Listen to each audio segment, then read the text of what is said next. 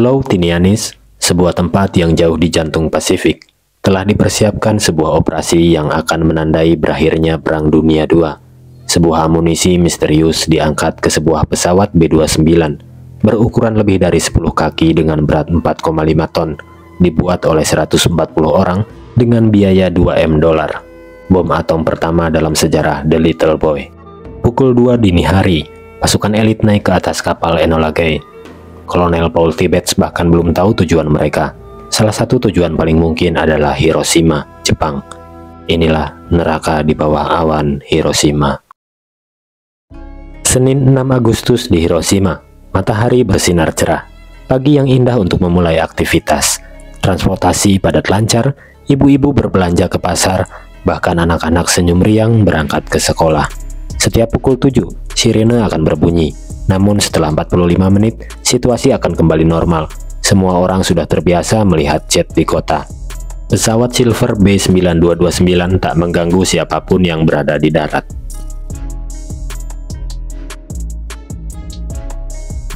Jam 8.45, Little Boy pecah di atas Hiroshima, menciptakan titik yang disebut hipocentrum. Langit menyala dengan sinar gamma. Semua makhluk disapu bersih tanpa sisa dan rasa sakit. Menghilang begitu saja. Terbentuk bola api besar dengan suhu sepanas permukaan matahari di titik pusatnya. Disusul gelombang kejut yang membawa angin dahsyat menyapu kota. Kecepatannya hampir 1 mil per jam. Awan jamur menjulang 7,5 mil di atas Hiroshima, berisi pusaran angin, uap, dan radioaktif. 70.000 orang entah kemana. 90% kota rata dengan tanah. Hari yang cerah menjadi sangat gelap. Yoshito Masushige berusia 32 tahun saat kejadian. Ia merupakan fotografer surat kabar lokal Sugoku Shimbun yang tergabung dalam korps militer. Entah keajaiban macam apa yang membuat ia selamat. Bahkan saat itu, ia tidak dapat melihat sang istri yang tepat berada di sampingnya, yang juga selamat. Saat ledakan, ia berada kurang dari 2 mil jauhnya. Rumahnya jadi puing. Ia sempat mengeluarkan kameranya dan ingin pergi ke pusat kota. Tapi rasanya sangat tidak mungkin untuk dilewati. Jalanan Hiroshima sudah sangat luluh lantah. Ia pun berbalik ke jembatan Miyuki. Ini adalah dua foto yang diambil dengan lensa kamera yang sedikit blur terhalang air mata. Diambil pada 6 Agustus 1945 dari jembatan Miyuki, 3 jam setelah kejadian. Foto-foto itu yang kini disimpan di kantor versi Goku Shimbun Hiroshima seharusnya sudah lenyap. Di Jepang, memotret peristiwa buruk bagi moral publik merupakan pelanggaran. Namun foto-foto itu beredar tanpa sepengetahuan pihak berwenang. Negatifnya sangat rusak sebelum direstorasi pada beberapa dekade lalu.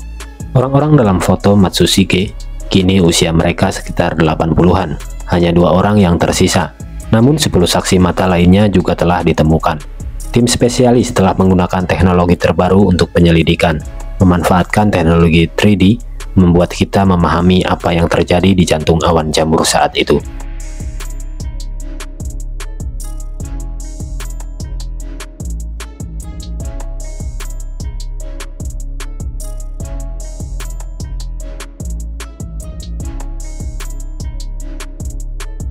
Rambut gadis muda itu seperti telah terjilat api. Jika foto berdampingan, Anda bisa melihat satu sosok yang muncul di keduanya. Gadis muda berseragam sekolah, namanya Mitsuko Kouchi, 13 tahun usianya saat itu. Berada 1 mil dari titik nol, kini usianya lebih dari 80 tahun dan harus terus berlari dari ingatan pedihnya. Dalam foto itu, ia mengenakan syal yang diberikan sepupunya, seorang pegawai kantor polisi Yamaguchi. Itu bukan bagian dari seragam sekolah biasa di Hiroshima. Ketika itu ia tidak berada di sekolah. Ia diminta bekerja di bank tabungan pos, gedung yang masih bertahan dari gelombang kejut 160 mil per jam, walau seluruh kaca jendelanya pecah. Entah bagaimana 6 gadis muda termasuk Kouchi bisa meloloskan diri ke jembatan Miyuki.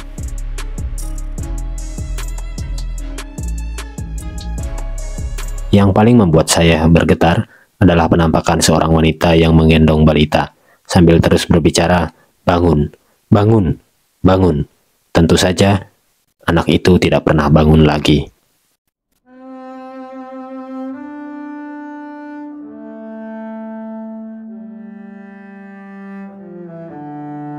Apa yang pria bertopi ini lakukan?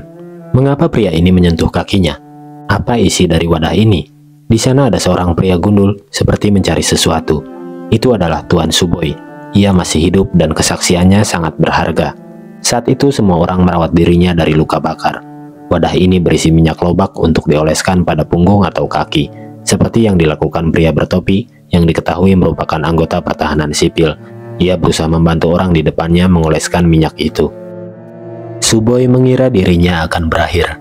Surat-surat identitasnya sudah jadi abu. Ia takut tak dikenali dan tak dipulangkan pada keluarganya. Sepi, kesepian adalah kata yang terlintas di benaknya untuk menggambarkan seluruh perasaan saat itu. Panas tahun 45, anak-anak telah dikirim meninggalkan kota untuk menghindari bahaya.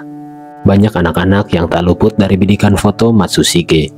Anak laki-laki kepala pelontos. Dekat tembok juga ada anak laki dan perempuan berseragam sekolah. Di ujung sana juga terlihat satu anak lagi. Apakah para siswa Hiroshima kebetulan melintas di jembatan ini? Mitsuo Kodama, usia 13 tahun, pergi ke pemakaman teman-temannya yang tidak sempat tumbuh dewasa. Ledakan hanya setengah mil dari sekolahnya. Namun saat itu, anak yang berusia 1 tahun lebih tua sudah dipekerjakan di pabrik. Agustus itu, para pria direkrut militer garis depan. Remaja perempuan bekerja di kantor pos atau sebagai kondektur tram. Anak-anak muda ini bekerja untuk tentara sekarang, mengambil batu dari puing untuk membangun barikade api. Profesor Keiko Otani selama beberapa tahun telah memetakan usia para korban. Di Hiroshima, 22% korban adalah remaja, sebagian besar antara 13-14 tahun. Bagi militer, Jepang tak mungkin menyerah. Di sisi lain, semua orang hanya berusaha setidaknya agar tetap hidup. Seorang gadis kecil minta tolong ke sebuah truk, namun ia hanya mendapat teriakan. Ia tak tahu kemana harus pergi, hingga akhirnya ia memilih menuju jantung kota yang berkobar. Neraka di bawah awan Hiroshima.